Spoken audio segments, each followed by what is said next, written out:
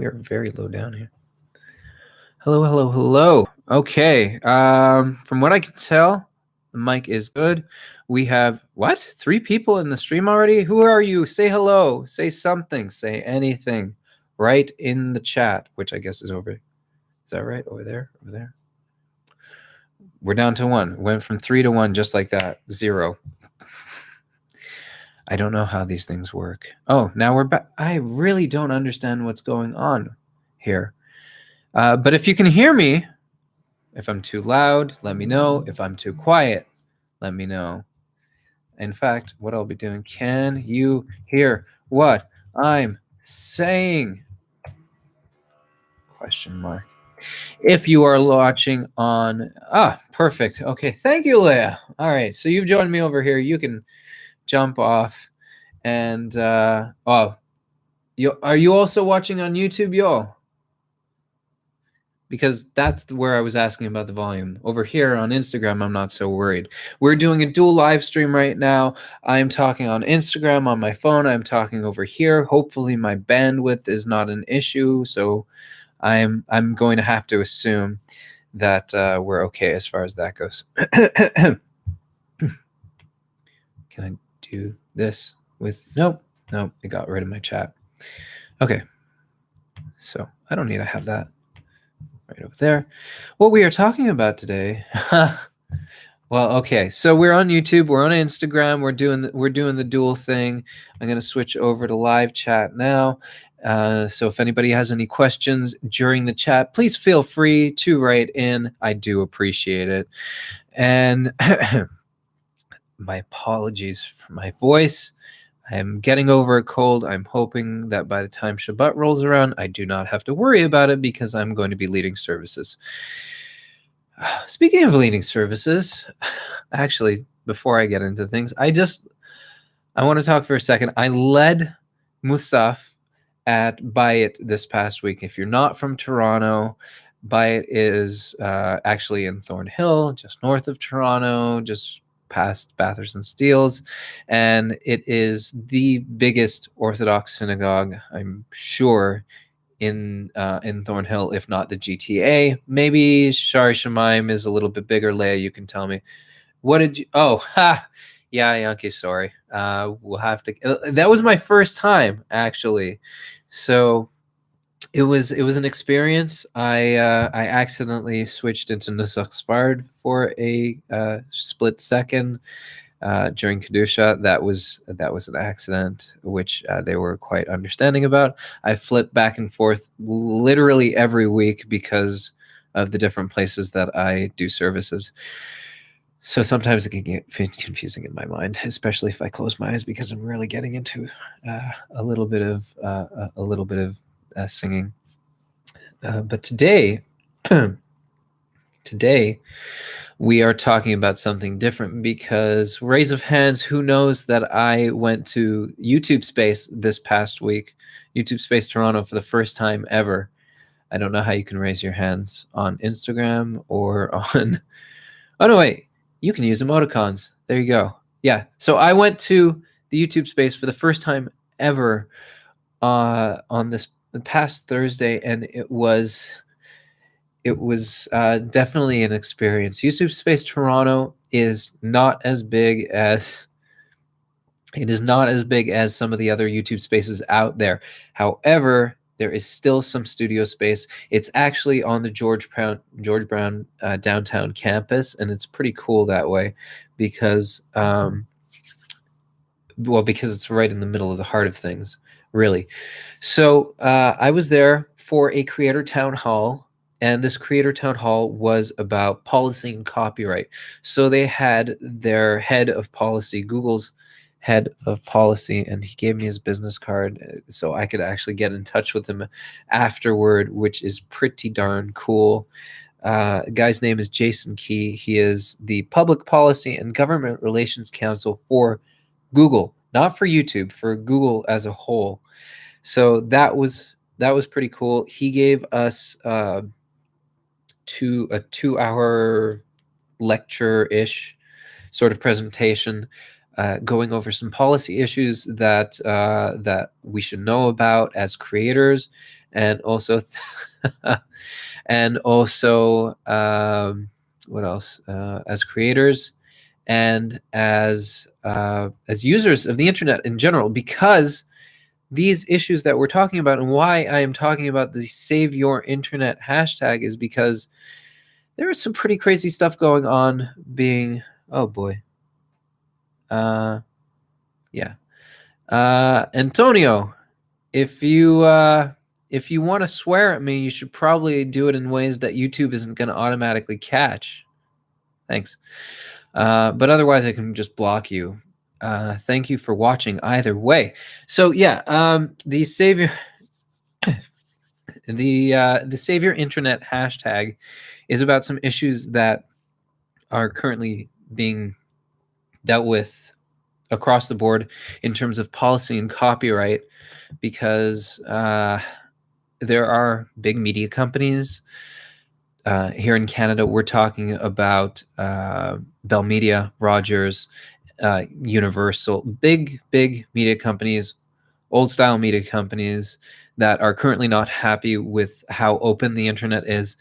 And as Leia, who is currently watching on both Instagram and oh, James, we don't need a flame war happening here in the comments. Or maybe we do, because apparently the way that the internet works is the more drama, the better. But I don't like that happening.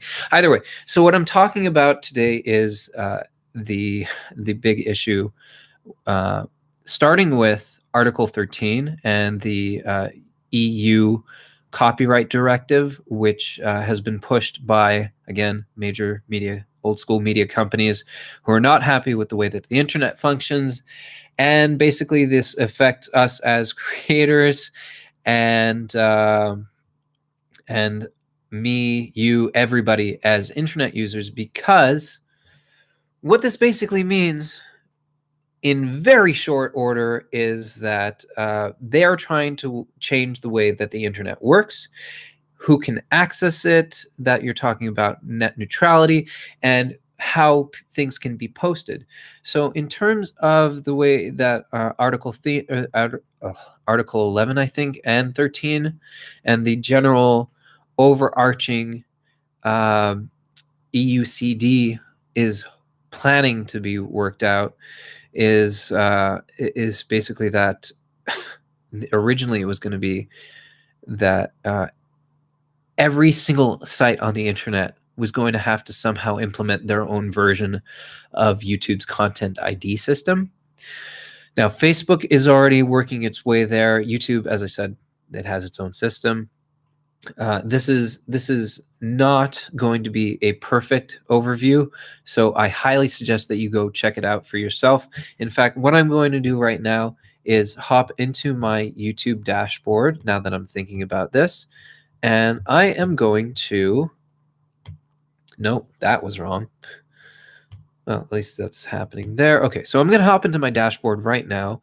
While I do this, I highly suggest you go and subscribe to my channel, because I can pitch that. Okay, so I'm grabbing from my dashboard, hopping back into here. And that video should, if I'm correct, explain some of the issues that are happening with Article 13. And you can watch that afterward. Oh, that's okay. So that one is not actually the one from Susan Wojcicki, if I'm pronouncing her name correctly, who is the head of YouTube. I can't even find that video in my dashboard anymore. But yeah, the gist is that the way the internet works is currently, there are big media companies planning on changing how it works, and it is not good news. Folks on Instagram, I am actually going to jump off here. I would prefer to really focus on YouTube. So if you are not yet watching on YouTube, hello to whoever just joined. If you're not yet watching on YouTube, go over to youtube.com/Jewish Music Toronto and join us over there, because I'm ending the stream over here in 3, 2, there we go. I pressed the wrong button. So yeah, they're trying to change the way that the internet works. And basically, if, like, assume this, if for any single reason I want to post anything new, including this live stream, by the way, I would have to get permission in advance to do that because the big media companies want that to happen. If I want to post a pre-recorded thing, I would have to have permission ahead of time, and that's talking about whether or not I own copyright entirely on it. Now, dealing in music, as I do, there are certain things like, for instance, the Shlomo Katz interview that I posted last week. That particular video has a lot of stuff that whoa. I mean, we can get into a larger discussion about that, about whether YouTube is good or not, the foibles that it has, the flaws that it has, the good parts, the bad parts. It sucks that I'm no longer a YouTube partner, for instance. I'm working my way back into that, and I actually mentioned that to the head of policy after. But yeah, so what I'm saying is we had 2 hours of just being told all of these different issues, and we went piece by piece talking about the EU's rules for how. Oh boy. Okay, let me just kind of go through the notes I took, the very, very quick notes, because I had already heard about these different things with Article 13. You should know YouTube is not pushing for Article 13 and EUCD to be implemented as it is currently pitched. There are some good ideas, there's some bad ideas. Excuse me. They're trying to push back as much as they can against the bad ideas, because it will totally affect the way that things on YouTube, on Facebook, on Google in general are pushed or can be pushed. And yeah, so not good. So yeah, basically he introduced and explained how the EU and the rules for its countries work. Germany, any country that's within the EU has to fall under its auspices and its rules in order to stay in it. Currently, as you may or may not know, Brexit is a thing.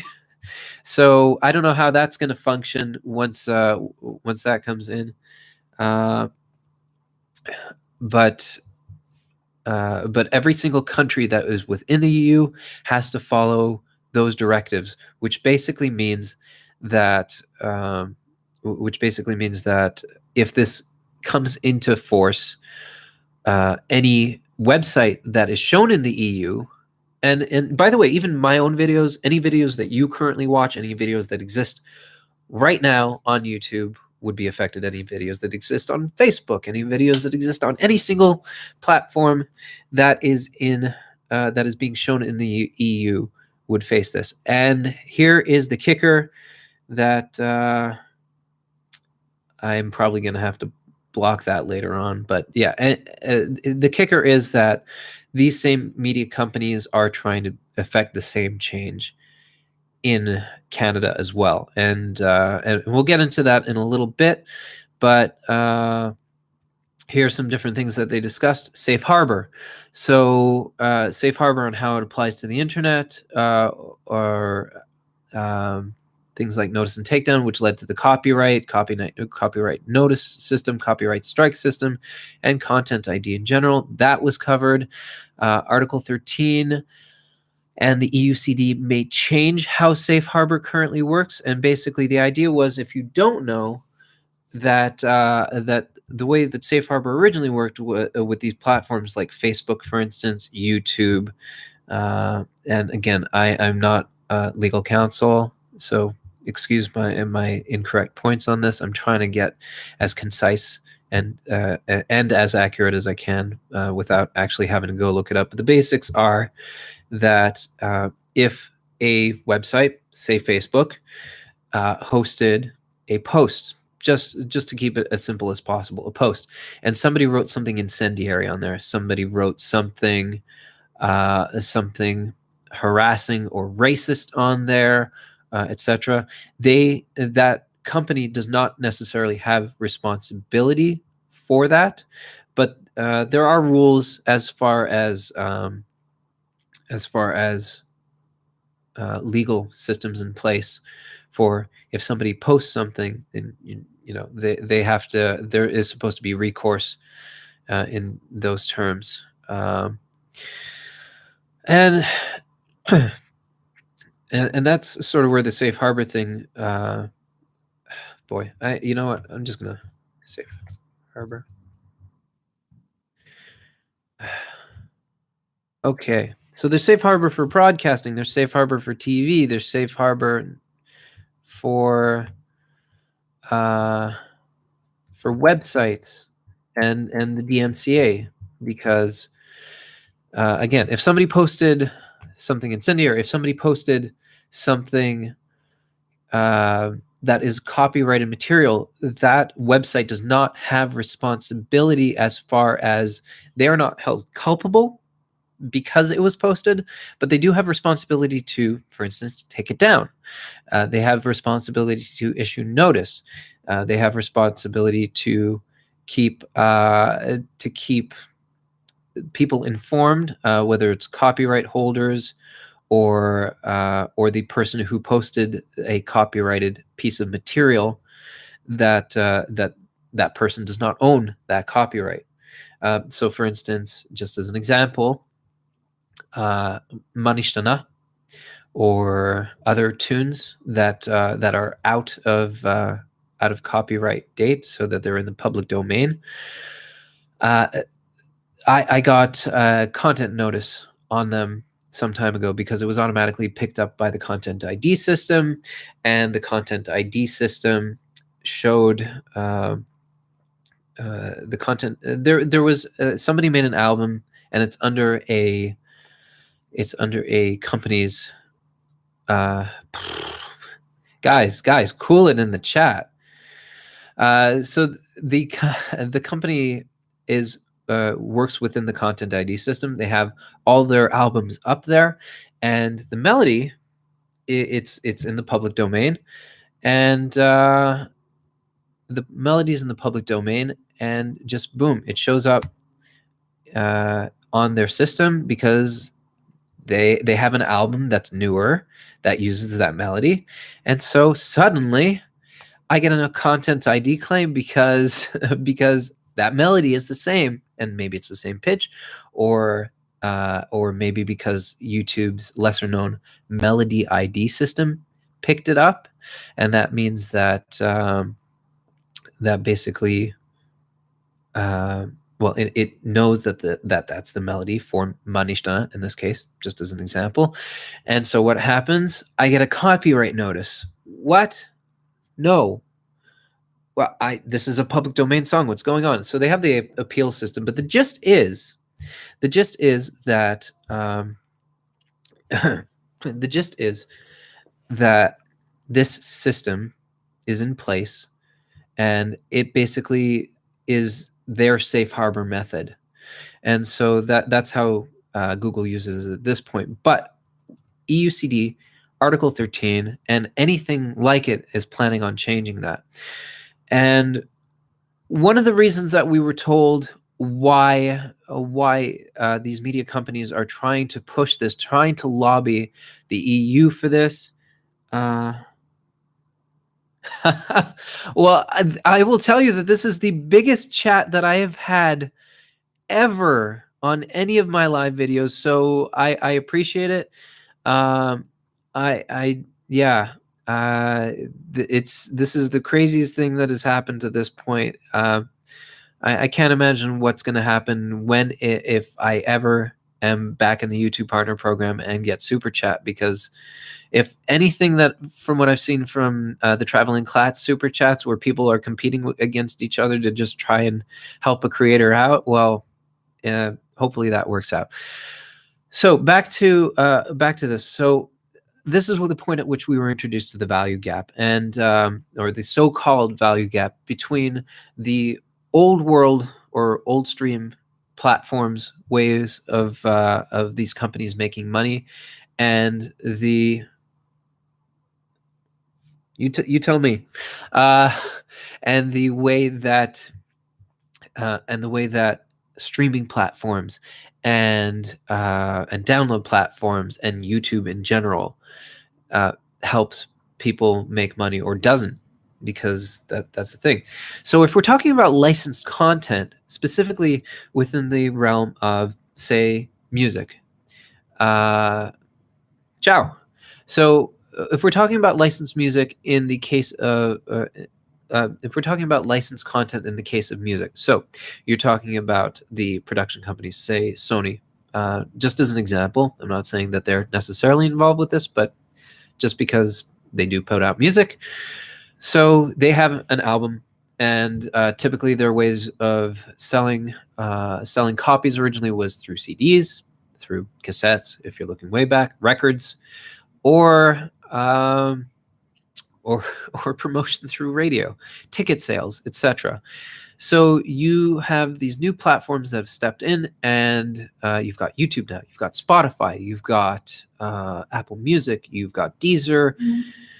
Back in the old days, Groove Shark, which I used to really love. Those platforms, they all have their own deals with these media companies, and YouTube, especially Google, they've worked out deals, especially because of the Content ID system. So if you've ever seen an ad on a YouTube, right? There is a long story there, and I highly suggest you check out. I think there was a reply all on it. Maybe I'll go link that while I'm talking. So let's say you've got a piece of copyrighted material. Let's see. Oh, you know what? It was Startup. Sure. So you've got a piece of copyrighted material, and somebody downloads it and then uploads it to their channel. Let's say it's a movie, and in this case, the movie that they've uploaded is well, it doesn't really matter. It's a piece of copyrighted material. This person does not own that piece of copyrighted material. So they've uploaded this piece of copyrighted material, this movie, doesn't matter what it is, and they've got it on their channel now. So because YouTube has this Content ID system set up, and because most of these major companies have put their content, their movies, their music into the Content ID system, that catches it immediately. Sorry if that snap was too loud. So it catches it immediately, and it says, hey, you don't own that content. So it gives the copyright gives the content owner the option of what to do with it. So so they can choose, okay, do I want to put a copyright strike on it? Do I want to take down? What do I do with it? Sometimes the person will appeal it, and then they'll have to go through this process. But if they fully own it, the copyright owner, the copyright holder, is going to have complete leeway as to what they do with it, as long as they deal with it within a certain amount of time, and that's usually 30 days within the start of an appeal process. Assuming that that's even started. So they come in, they say, okay, you've uploaded my copyrighted material. So what am I going to do? I'm going to say, okay, you've done that. I'll put an ad on it, and then they will generate revenue from that. It always depends on what their decision is. Different material is going to have different stuff put on it. Sometimes they'll issue a takedown, but those are the different things. So the current system allows for the current system that has been worked out. They've negotiated this, allows for X amount of money to be made on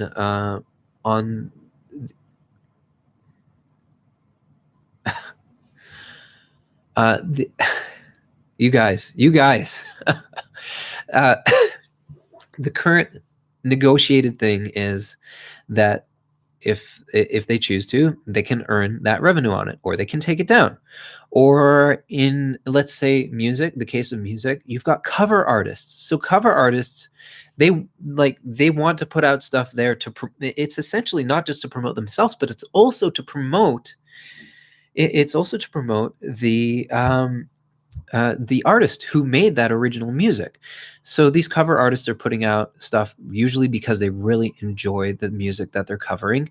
And what happens from there they get a copyright content ID claim. Now, in the case of music, there are different things that can happen. Some artists, some cover artists already have licenses for that music. So content ID claim comes up. In fact, there was a cover artist there at the town hall, so I got to find out about Melody ID because of this, and I got to learn about sort of the intricacies of what happens with cover artists. But basically, they can get licenses to cover this music, and the revenue, they either pay into it, and there are different tiers for how many views that they think they'll get, and it can go up and down, or if they just cover it, what can happen is the system will automatically say, okay, well, it's your choice now. Do you want to now partner essentially with this artist that you've covered? And that artist's label will have it in place that there's a revenue share in there. So YouTube gets a portion, the artist gets a portion, and the cover artist gets a portion, and boom, that is what happens. But the value gap, or what they say is the value gap, these entities that are pushing for EUCD and for whatever the equivalent is going to be here in Canada, hopefully not, and probably in the US as well. Lots of things happening with the USMCA, whatever this current replacement for NAFTA is.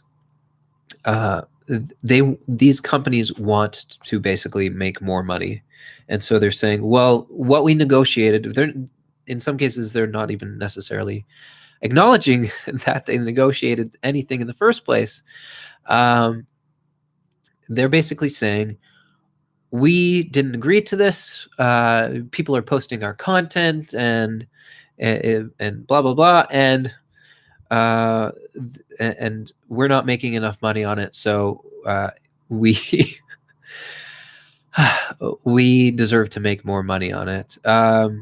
Now, as some people have said to me after I told them about this, they're going, well, boo-hoo. But they are copyright owners, and they definitely have a claim to their copyright. The question is, do they have a right to basically shut down the internet because their copyright is being infringed upon by certain people, but not other people?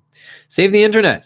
Yes, thank you. I absolutely agree. Save your internet. So let's see. Where am I in here? So I posted earlier in the comments. I can try to find it again in my dashboard. I posted earlier in the comments the video, one of the new videos from YouTube, basically explaining Article 13, and I highly suggest that you go watch it afterward, hopefully. Basically, we all need to be involved with this, not just creators, not just users, because first of all, really, the gist is we're all users of the internet. Everybody is users of the internet at this point. Anybody who has access to it, everybody should hopefully have access to it at some point or another, because it is a very useful tool. And what Google is basically, what the policy head from Google basically told us, and again, this is not like he is not saying I'm giving you straight up legal advice. I'm telling you what we're dealing with right now. Basically told us that right now there are lobby groups for these media companies that are promoting this push for EUCD and all of these other equivalents. And then Google and some other companies are doing their best to try to work against it from their end. They're doing their own lobbying because they have their own lobby groups, this policy guy, Jason Key, included. However, they need input from people. They need input from people like you and me, and they need input from everybody and anybody who can give input. You can go on government websites to look for this. You can look up. You can get more information on Article 13 by searching for it. Here in Canada, until December 10th, and December 14th, respectively. There are two different public reviews that are currently in place, so you can actually go and submit.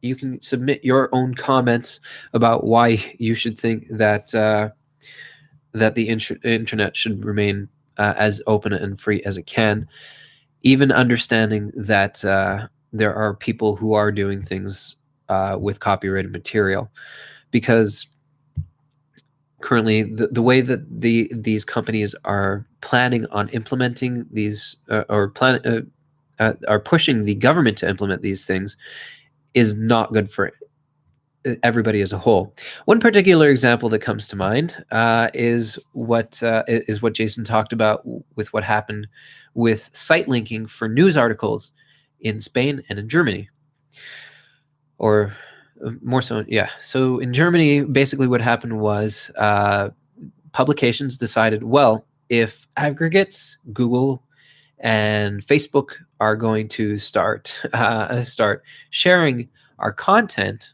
by really promoting their content, because that's really what they were doing. They would have the blurb, the headline for an article, and maybe a tiny little snippet of that article. What would basically happen was, and the way that Google News does work, in fact, is that it's really driving traffic to those websites. But these publications in Germany said, well, you should pay us to host that because, well, you're hosting our content. And they won, actually. This is, again, a very short form telling of this. You can go and look it up yourself and get the full gist of it. And you can correct me later on if I'm wrong on one thing or another. You can leave a comment below. But the gist is they won. And so what ended up happening was Google and the other platforms, any aggregates that were sharing this content, had to, if they did continue to host these headlines and snippets, they would have to pay into it. And that basically drove they just like they broke the system, basically, because yeah. So basically Spotify, as far as I know, any streaming site would be affected by this. I'll say potentially, because the gist is Spotify also has its own licenses. But if they're also considering that there's a value gap, then these same companies would basically be saying, well, we want more money. So that's the gist. So these where was I? I was talking about, oh geez. I was talking about review. I was talking about submitting. Oh dear. I lost my train of thought. I apologize. Oh, it's okay, Hector. I really appreciate the comments. I really appreciate the comments. I do, especially real comments when they're coming in. Oh boy. Oh, newspapers. So they won, and basically what Google said was, and a lot of these other aggregates said, oh, okay, well, we can't really afford to host your content for free because we're, and especially in the case of Google News, we're giving this service away for free without any advertisements. So we're just going to stop hosting your content. Okay? Yeah, sounds good. And basically what happened was the publications realized, oh, wait, what? Well, maybe we can work something out. But unfortunately, the way that they had set up this entire system was that there was no way to pay for that in part. So I don't know what ended up happening with that. Jason did not go into full details about if there was any change or if it's still in effect, actually. But that's the gist of what happened there. Wow, we are getting some serious. Why is okay? So yeah, we went from there to DigiCanCon, and that's the digital version of CanCon, because the rules here in Canada have not been updated for a very, very, very long time. Show of hands, Who knows anything about what CanCon is? If I just say CanCon, do you have any idea what I'm talking about? Leave a comment in the comments, and I'm going to continue looking through my little thing here. Yeah, James, you're out in what? You're out in the States, so yeah. I wouldn't expect you to. Don't worry. I will explain it in a second. While I'm just looking through here. Yeah, he covered so much in 2 hours, and he is a fast but very effective talker. CanCon. Oh, really, Leah? You don't even know. Okay, so here's the gist. CanCon stands for Canadian Content, and what CanCon is basically, we're talking about a really old school system here, but the gist is radio and television and anything that's covered under the CRTC, communication. I can't. I remember. It was Canadian. Canadian Radio, Television, and Telecommunications Commission. So the CRTC is a regulatory body here in Canada, and basically, CanCon requirements were put into place to make sure that there is Canadian content hosted on our radio stations and our television stations, and I'm not sure what else it covers, but it did not cover the internet because these rules were made way before that. And the gist is that within that framework, there was also money going back into. Oh boy, don't get me started on Jordan Peterson. The CanCon requirements made sure that there was also money going into that system. Oh, okay. So now we're kind of on the same page. So the money, it was kind of a closed loop system, as he explained. So they would be spending money on Canadian content, which would make Canadian content, and there was kind of a cycle. And with that certain amount, there's a point system involved. I don't understand how that point system works, but basically the gist is, if you have a license to broadcast on radio, on television, you've been given this privilege. You paid for this privilege, really, to host content, news shows, music videos, whatever it is, and music on the radio. You have to produce and promote CanCon as well, and that is the gist. That's the short form of it. You can look up the Canadian content requirements on your own time, but that's the gist. And they are trying to update it, and that's perfectly reasonable. Within that framework, there is also supposed to be money going into digital platforms as well. And there's talk about Netflix, and you might have heard about the Netflix tax that's been talked about in the news as well. And it just goes back and forth. Well, people don't want a Netflix tax. Why should we pay into it? Should Netflix be promoting Canadian content? Should YouTube be pushing Canadian content? Well, is YouTube like Netflix? And it goes back and forth. And this is part of the issue with the lobbying. And this is also why we need to speak up as content creators, and from my side, from other content creator sides, and you guys as users and viewers of this content, regardless of whether you're watching me or watching anybody on the internet, or YouTube, Facebook, whatever, because it affects us all. And so that's the gist. So we were there for 2 hours listening to all of this, trying to just get it all into our heads. And the gist is, by December 10th here in Canada, we have to get, I think it's called INDU, INDU. I will put it into the chat here. Look that up, INDU. That is the Standing Committee on Industry for the Review of the Copyright Act. And CHPC,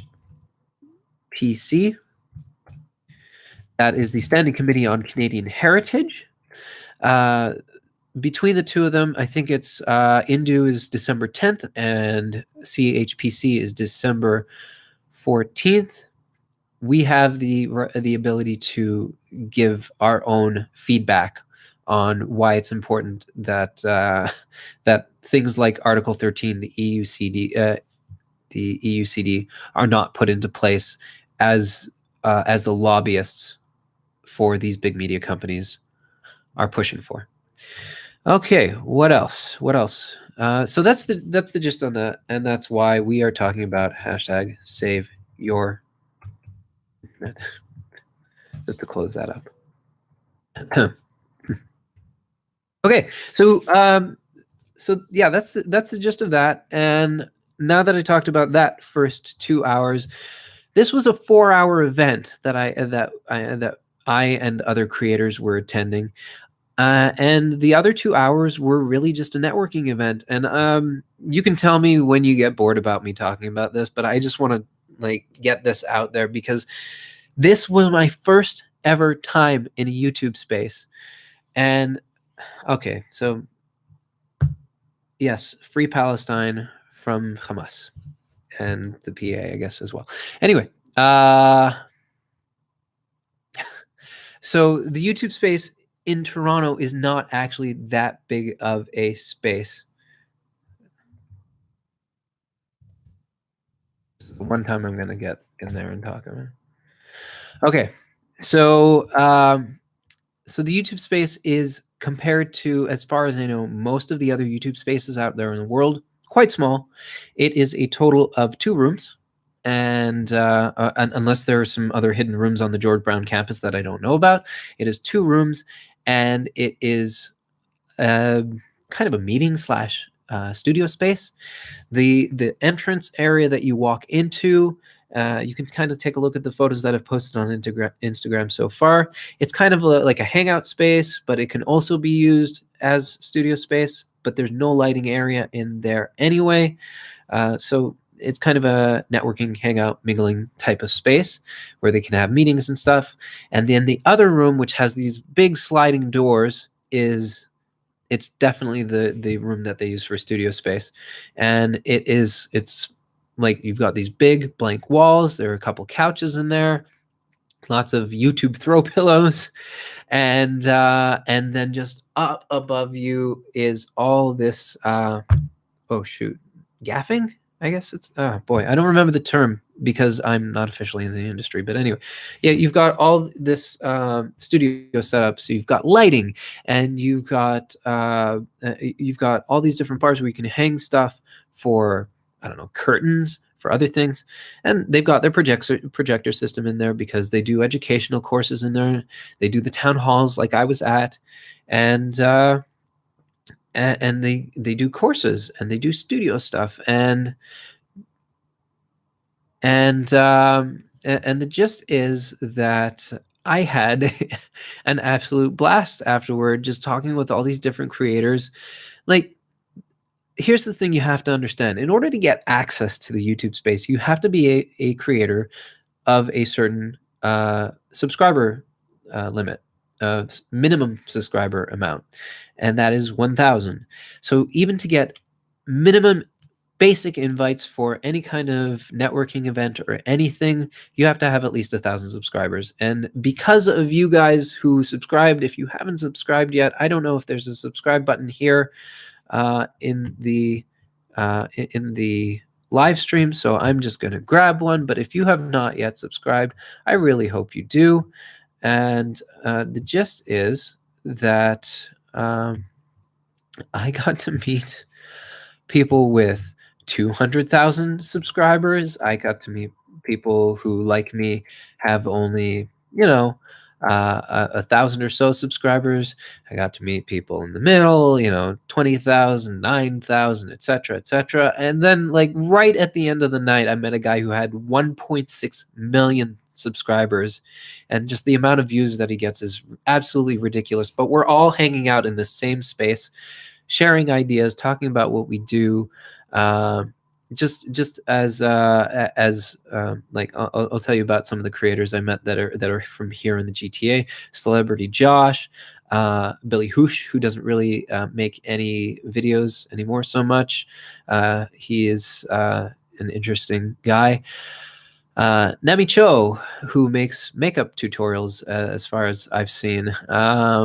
Costume Co., which talks about costume stuff and cosplay and costumes in the movie and TV industry, which, if you like that kind of stuff, is really cool. Like, she did a video about worst Game of Thrones costumes, or best Game of Thrones costumes. Yeah, there you go. So that one was Costume Co. If you want to check that stuff out. And I got to meet these people and hang out with them and get ideas from them, and you know, a little bit of encouragement about, you know, you could try this or do this. And I got some really, really, really good advice from Billy Hoosh about how to approach some potential sponsors, and maybe some other potential sponsors to approach that I've not considered yet, especially considering my channel size and different things like that. So this kind of networking event for me was just so very, very helpful. And so I'm just checking. Okay, so and that's the gist. So yeah, I really look forward. And from there, so I'm just at that point right now where I can go to events here and there whenever they send me an invite for these basic events. But once you hit a different tier, I think it's 10,000, but it might be 5,000 in different places, depending on how many. I guess it depends on how many YouTubers are in one locale. I don't know what that is. We will have to talk afterwards. Once you get to these different tiers, that is the point at which you can start having access to the YouTube space to actually use it as a studio. You can book time for free to make videos. So one of my favorite creators, Tom Scott out in Britain, he does live shows for his show called The Technical Difficulties, which the show is called Citation Needed, and as far as I know, this is the last season of it, which was really sad because it's a fun show. But they've been doing different experiments, I guess, for new things that they're going to do. But they did, in the YouTube space in London, these live shows where they get a full audience to come, and they've got a studio people working with them, and it's a real studio, and they have access to it just because they booked it. And, you know, I'm sure they have to go over their idea with YouTube people and that whole thing, but it's still pretty darn phenomenal that you can do that. And then at greater tiers, there are even bigger things that you can do. And I'm kind of wondering, now that I'm talking about it, YouTube space tiers. Let's see if I can. Benefit levels. Anybody can look this up, by the way. Oh.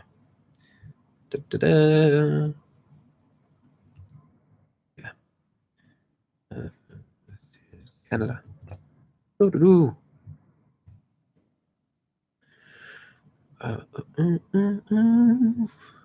All right, I can't look this up right now because, you know, I don't want to lose too many people here just looking this up.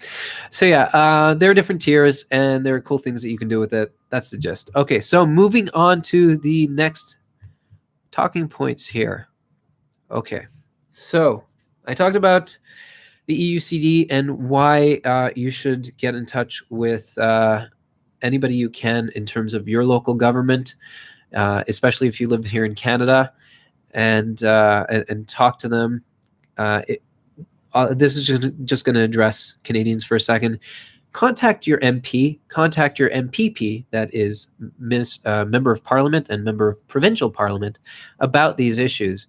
You want to make sure that that copyright is updated as appropriate, but that the internet still is usable, and that it is important to you that people can create things and post things as they wish, and that the system should just weed out the people who are posting things that are other people's content. Okay. Now I want to talk for a second about an upcoming interview, because next week at 8 p.m., I am going live with none other than A.B. Rotenberg. If you have not yet heard about him, it probably means that you didn't watch my live interview with Shlomo Simcha. And if you didn't watch my live interview with Shlomo Simcha, well, then you missed out big time, because that was a load of fun. It means that you could not, that now you will have to go back and watch it, not live, but that's still fine. I also suggest checking out my interview with Shlomo Katz now that I'm talking about that. But okay, Shlomo Simcha. I'm going to post this right here for you to see. So yes, A.B. Rotenberg is going to be here sitting next to me while I sit right over here. And we are going to be talking about his music career, the amazing compositions, because my goodness, this man is a phenomenal composer and arranger. And we're also going to be talking about his book, The Season of Pepsi Myers. Is that right? Does that look right to you, or is this backwards? Anyway, we're going to be talking about the book, and I'm also going to be giving away this copy of the book. Who knows? Maybe he'll even sign it. So yeah. Oh yeah, this is reading properly, because for me it's backwards. Okay. So yeah. Well, James, I will have to figure out how I'm doing a giveaway. It will probably be to people who leave comments in that week, in that video next week. So tune in at 8 p.m. Eastern time for my interview with A.B. Rotenberg. It should be a lot of fun. And yeah, subscribe. And what else? Some other updates. Yes. General channel updates. Well, first of all, did you watch my interview with Shlomo Simcha and Shlomo Katz? That was like a week of Shlomos that I had. I interviewed one on the Sunday and then the next on Tuesday live, and then I posted the and then I posted the interview with Shlomo Katz this past Wednesday, and it was a lot of fun because I did my first premiere. How cool was that? That I have access to premieres now. I'm not going to use that often, by the way. I'm just going to use it.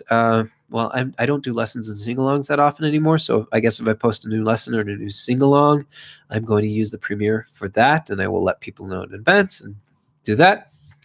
But aside from that, if I what else? If I'm doing a new show, which is where this general updates is going, I'm going to introduce the new show that way. Which brings me to this point.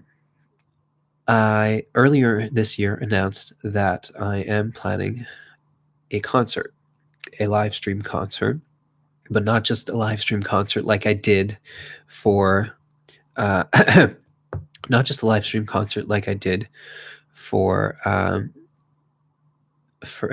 here on my couch. This is actually going to be a live venue, live stream concert with cantors, and I'm probably not even going to perform. All right. Sorry, folks. He's getting a timeout. Bye-bye. Okay. There you go, James. Now you don't even have to worry about him. So this concert is going to be a big, big deal. And the amount of money that I apparently have to raise for it is going to be more money than I have ever dealt with in one single shot in my life. But we are talking about like hiring a serious live stream camera crew that I won't even be working with. I will get into that in a little bit. A serious camera crew and producers and the cantors themselves, an orchestra. Like, seriously, it's going to be big. And the venue that I'm trying to hold it in holds 1,000 people. So this is why I need to raise some serious money in order to make it happen. So that is why it's going to take some time. From what I understand, my original 2019 time frame for it is just not going to be possible in the least. So just keep that in mind. I'm going to be updating as much as I can. If you are following on Facebook, on Instagram, on Twitter, wherever I am, I appreciate that you can continue following me. If you have questions about it, I will let you know. But if you're out in Texas, you're, I mean, unless you're flying out to Toronto to watch it, you will be able to watch it live stream. Yeah, that is the gist on that. So aside from the concert, though, I am currently working on developing 2 new shows.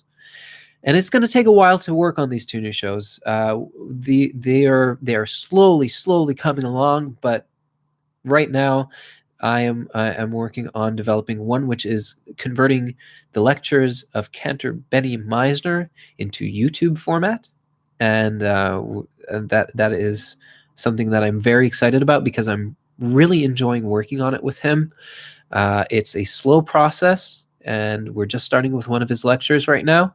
And I'm not going to tell you what it is because we're still very, very, very early into it.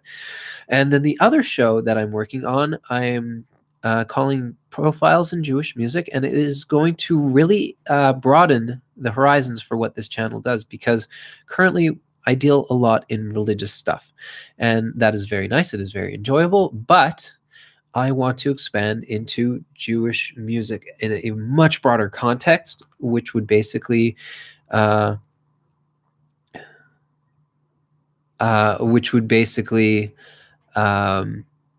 where am I here?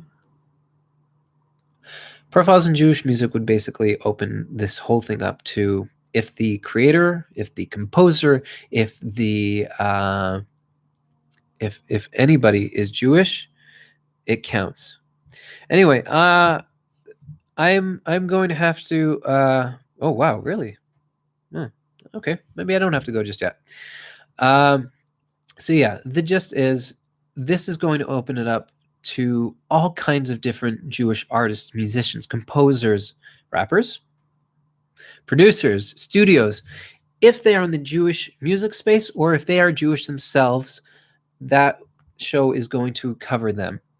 So that is really going to be the gist of it. I hope you've enjoyed and hopefully not been too freaked out by the entire Save Your Internet discussion that we started with.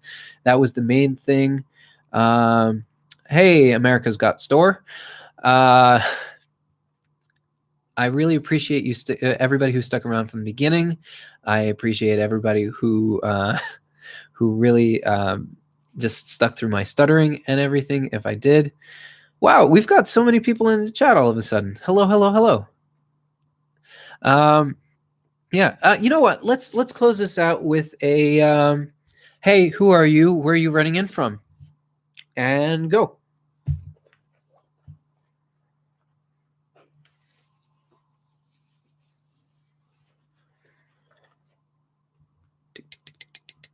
And time. There's usually a 12-second delay here.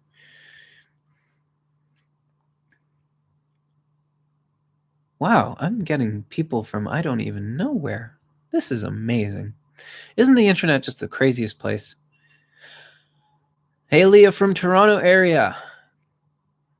Can I just say for a second how crazy something is? Because I met Leah a little while ago, just a couple weeks back, and I had just the craziest experience because I met her at an event, and what I didn't expect was just how much she appreciates what I'm doing here. And when I met her, this was my first ever experience of meeting somebody who's just so into what I was doing that it was like, can I take a photo with you? Can I get your autograph? I'm sorry if I'm embarrassing you right now, but this blew my mind. It made my day. It made probably my week, if not my month. Like, it was crazy. So yeah, Leah, thank you so much for that.